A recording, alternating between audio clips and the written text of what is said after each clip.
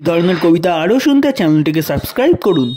আমার মা না হয়ে তুমি আর কারো মা হলে ভাবছো তোমায় চিনতেম না, যেতেম না ওই কোলে।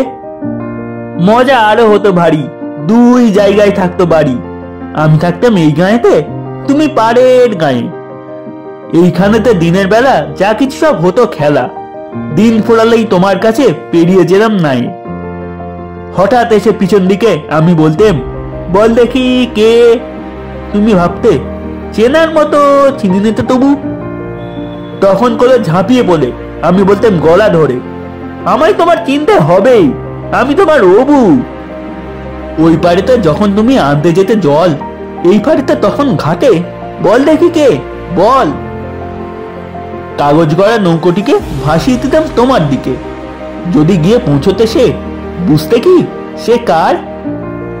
সাঁতার আমি শিখিনি যে, নইলে আমি যেতাম নিজে। আমার পাড়ের থেকে আমি যেতাম তোমার পাড়। মায়ের পাড়ে অবুর পাড়ে থাকতো তফাৎ। কেউ তো কারে ধরতে গিয়ে পেত না কো, রইতো না একসাথে।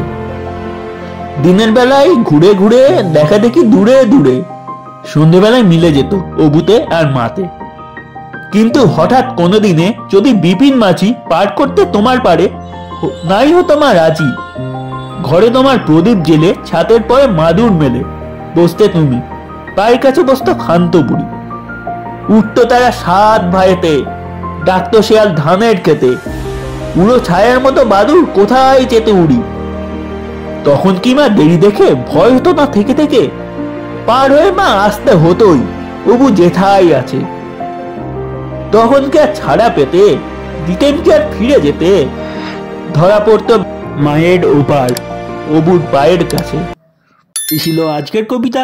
ধন্যবাদ।